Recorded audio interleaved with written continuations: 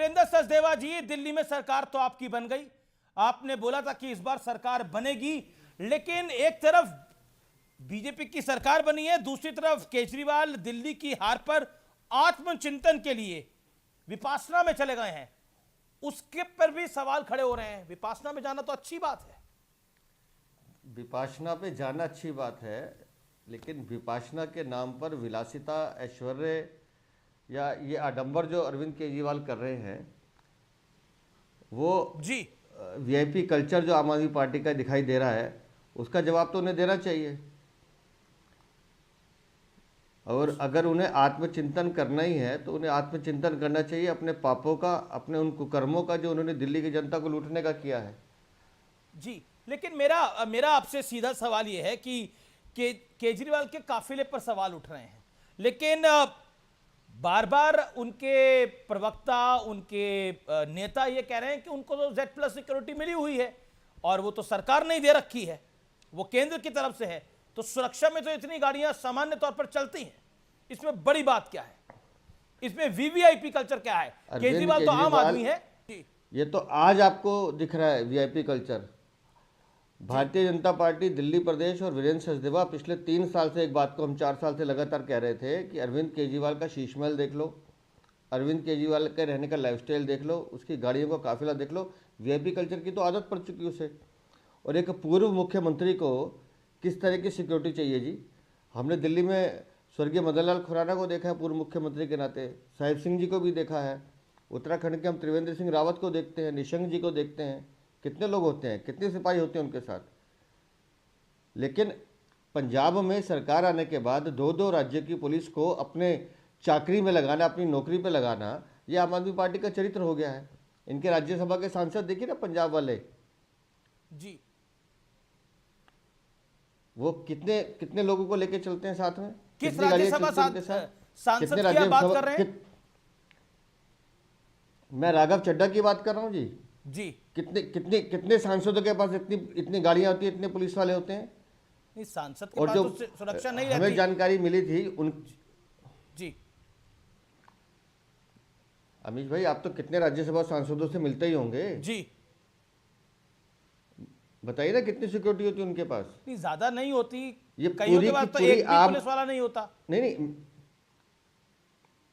ये आम आदमी पार्टी है, वो आम आदमी पार्टी है ही नहीं। ये तो खास खास लोगों की पार्टी है जिनका एक एजेंडा है कि कैसे अपनी जेबें भरना है, कैसे दिल्ली और देश की जनता को लूटना है, और ये उस एजेंडे पे काम करते हैं।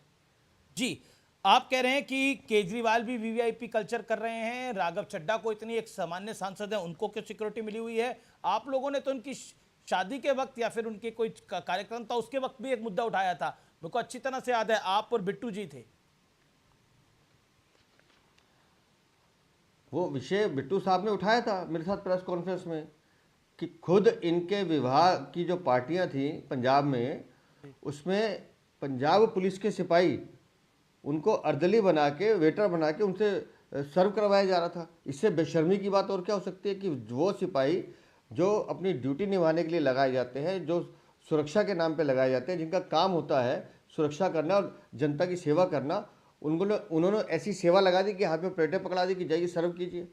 कभी आपके मंत्री, दिल्ली के मंत्री कहते हैं कि ये इनका जो दफ्तर है वो सद्दाम हुसैन जैसा दफ्तर बना हुआ है, कभी शीश महल की बात करते हैं, विपासना की बात करते हैं, सांसदों की बात करते हैं, एक सांसद की बात करते हैं। अमीश भैया, हमारे को हैरानी की बात थी जी, जब दिल्ली में सरकार बनी और हमारी बहन रेखा गुप्ता ने चार्ज लिया, मुझे वहां पहली बार जाने का अवसर मिला। अच्छा, वो दफ्तर कहीं से दफ्तर लगता ही नहीं है जी।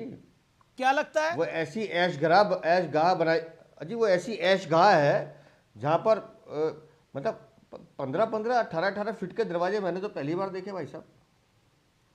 और क्या अंदर कालीन और क्या चीज़ें हैं।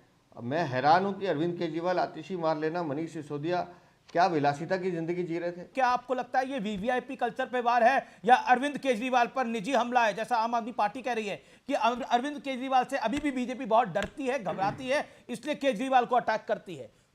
उनका बेसिकली उनके कैरेक्टर को, उनकी पर्सनालिटी को धूमिल करना चाहती है, उनकी पर्सनालिटी को धूमिल करना चाहती है। नहीं, उनका करेक्टर तो उसी दिन खत्म हो गया था जिस दिन उन्होंने शराब नीति बनाई थी, चोरी और कमीशन दलाली लेनी शुरू की थी। उनका करेक्टर उस दिन खत्म हो गया था जिस दिन वो जमानत पे छूट के बाहर आए थे। जी, दुनिया जानती है कि वो अपराधी है, जमानत पे छूटा हुआ अपराधी है। आपने भी बढ़ चढ़ के प्रचार किया था और मेरे इंटरव्यूज में भी लगातार बोला कि 2500 देंगे देंगे देंगे। अब कहा जा रहा है कि 8 मार्च को ऐलान संभव हो सकता है। ऐलान तो पहले ही हो गया था, ये देरी क्यों? आम आदमी पार्टी कह रही है कि मंशा नहीं है, मोदी जी की बात नहीं मान रहे वीरेंद्र सचदेवा और रेखा गुप्ता। उनसे कहिए हमसे सवाल पूछने की बजाय अपने 11 सालों के कर्मों का हिसाब दें। जी, पंजाब की बहनें ढूंढ रही हैं 1,000 रुपये के लिए, 3 साल से ज़्यादा हो गए, उनको 1 रुपया नहीं मिला। दिल्ली में घोषणा की थी, वो नहीं दिया। हम तो कह रहे हैं हम देंगे। आज 12-13 दिन हुए हैं, व्यवस्था बना रहे हैं, खजाना खाली छोड़ के गए हैं, लेकिन कमिटमेंट है तो देना है तो देंगे।